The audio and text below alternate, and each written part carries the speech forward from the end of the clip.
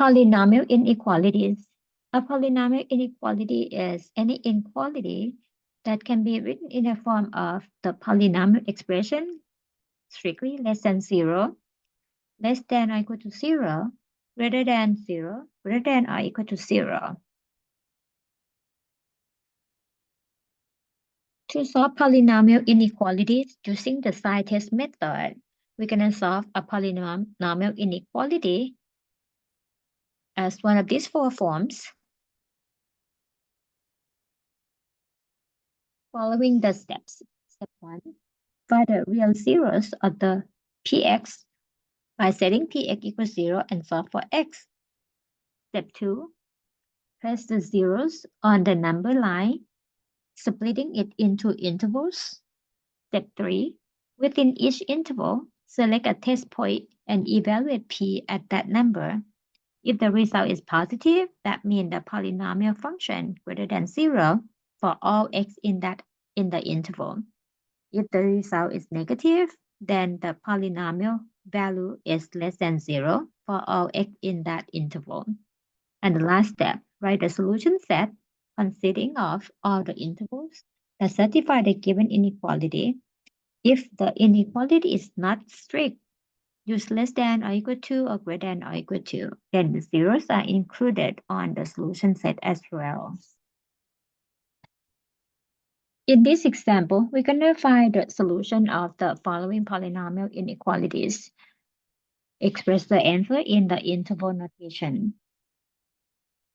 In part A, the polynomial inequality, the px is, I'm going to put in this form.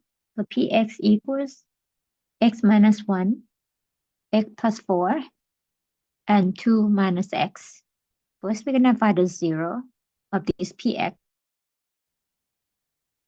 The 0 can be x equals positive 1, negative 4, and positive 2. And after that, we're going to draw the real number line.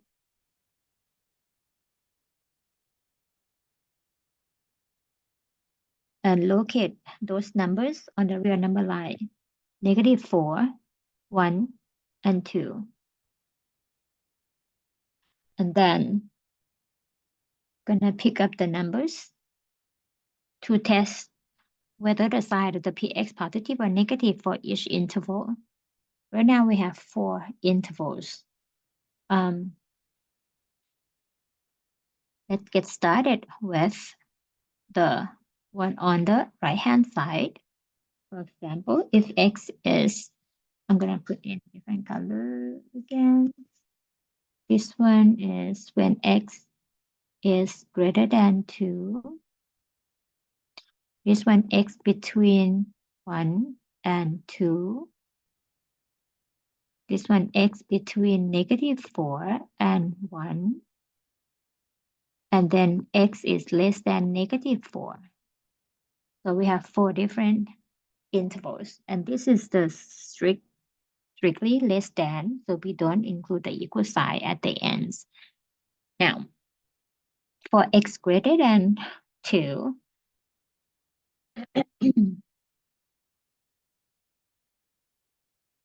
let's do it in the manageable way.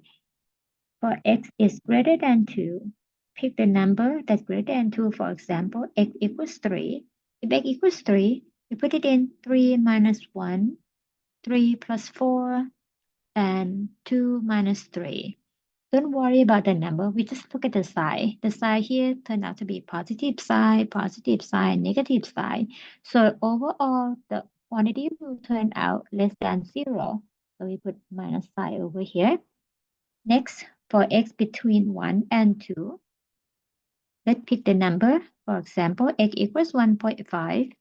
Plug it in, 1.5 minus 1, 1.5 plus 4, and 2 minus 1.5, and analyze the sign. So 1.5 minus 1, that is positive sign. 1.5 plus 4, that's another positive. 2 minus 1.5, another positive. Overall, it turns out to be positive in sign. For x between negative 4 and positive 1, pick the value like, let's see the easy one, x equals 0. We have 0 minus 1, 0 plus 4, and 2 minus 0. Decide the first factor is negative, and next positive, and then positive. Overall turns out to be a negative inside. At the last interval, where x is strictly less than negative 4, pick the number like x equals negative 5. Plug it in, negative 5 minus 1, negative 5 plus 4. 2 minus negative 5 become positive 5. And then verify the sign. The first factor will be negative, and next negative again, and then positive. The whole product turns out to be positive. I put plus sign here. Now, what we are looking for? We are looking for the interval of the solution that return the quantity less than 0. Less than 0, so we just look at the interval with the negative sign. So the answer in the interval notation would be x between negative 4 and 1 and x greater than 2.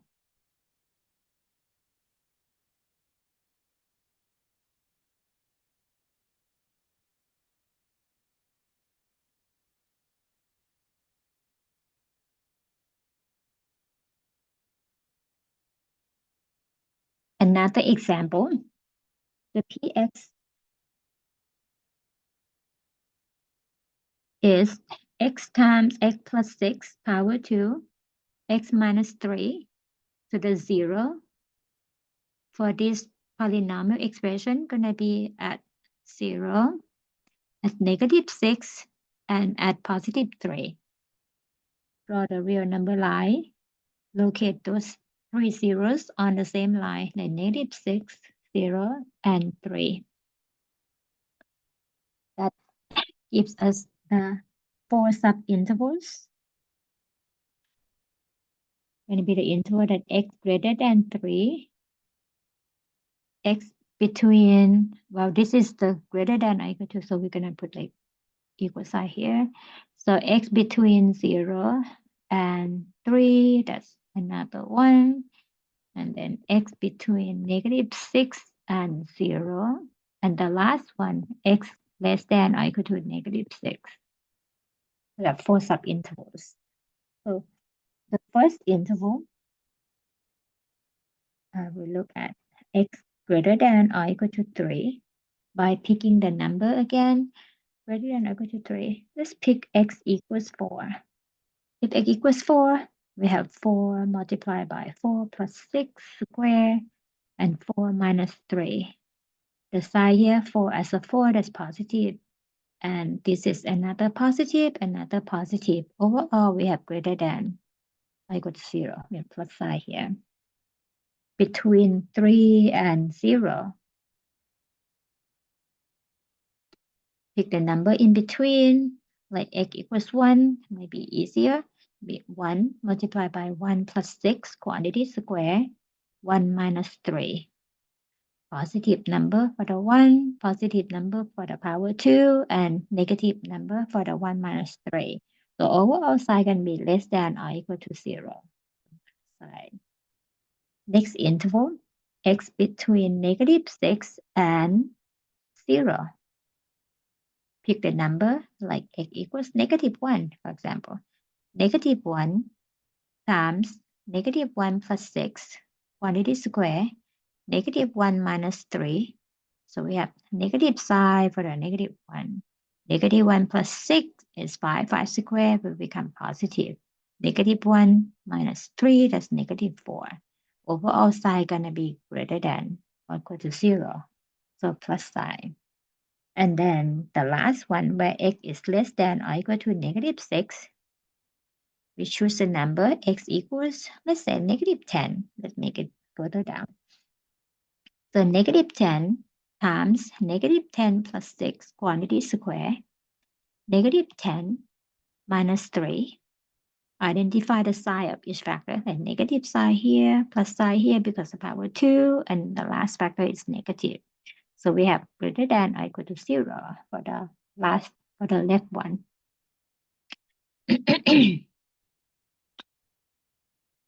That means the solution, the interval form of the solution that we look for, gonna be has positive sign.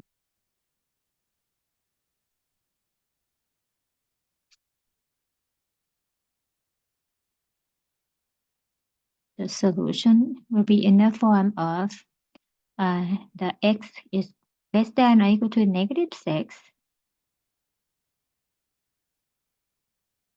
and x is between -6 and 0, and x is greater than or equal to 3.